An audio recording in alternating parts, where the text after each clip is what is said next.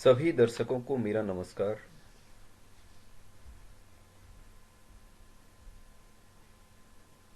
हम उपस्थित हैं आपके सामने मध्य प्रदेश लोक सेवा आयोग मुख्य परीक्षा हेतु हिंदी विषय को लेकर।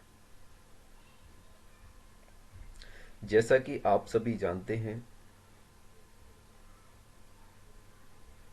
कि प्रश्न पत्र पंचम और षष्ठम दोनों ही मुख्य परीक्षा में हिंदी विषय हेतु महत्वपूर्ण हैं।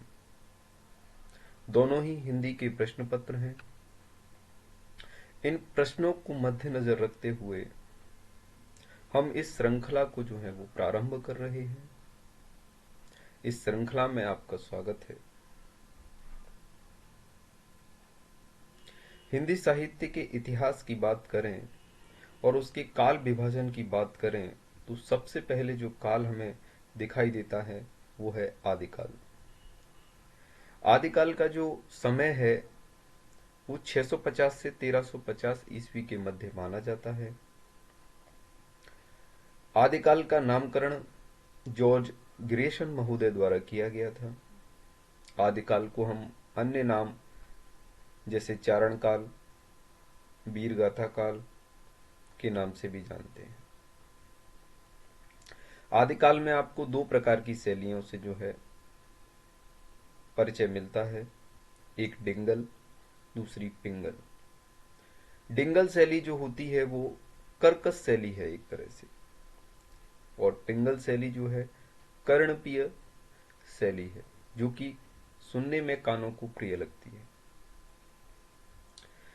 आदिकाल के कवियों की अगर हम चर्चा करें तो इस काल में चंद्रवरदाई, जगनिक, स्वयंभू, शरहप्पा, शबरप्पा और हेमचंद्र की रचनाएं मिलती हैं।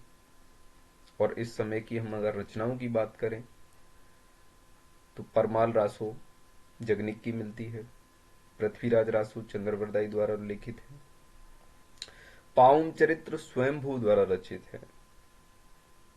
तो ये इस काल की जो है वो प्रमुख रचनाएं हैं। दूसरा जो डिवीजन है, दूसरा जो भाग है वो भक्ति काल का है।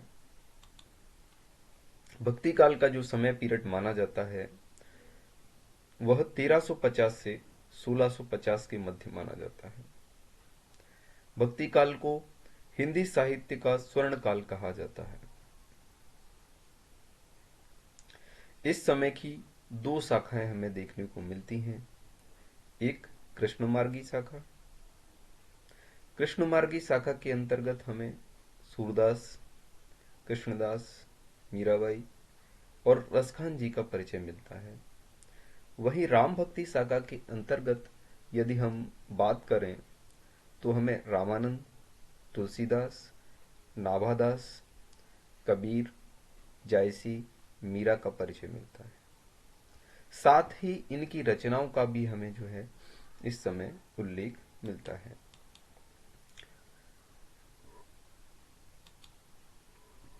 इसी काल में आपको अष्टछाप के कवियों का परिचय मिलता है।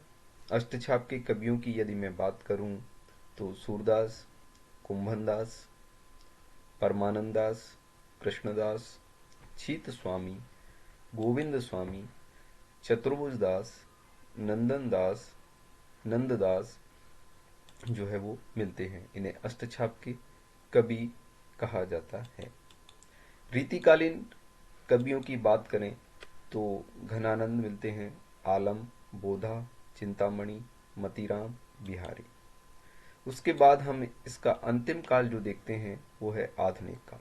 आधुनिक काल 1850 से 1900 ईस्वी तक माना जाता है। इसमें तीन भाग जो है हमें दिखाई देते हैं, भारतेंदु युगीन, द्विवेदी युगीन और छायावादी। भारतेंदु युगीन में हमें हरिश्चंद्र का परिचय मिलता है। द्विवेदी युग में महावीर प्रसाद द्विवेदी का परिचय मिलता है, उनकी रचनाओं का उल्लेख मिलता है। और छायावादी युग में हमें जयशंकर प्रसाद, सूर्यकांत त्रिपाठी निराला इत्यादि का परिचय मिलता है। तो इस अंक में इतना ही। आगे आपसे जुड़ने के लिए धन्यवाद। नमस्कार।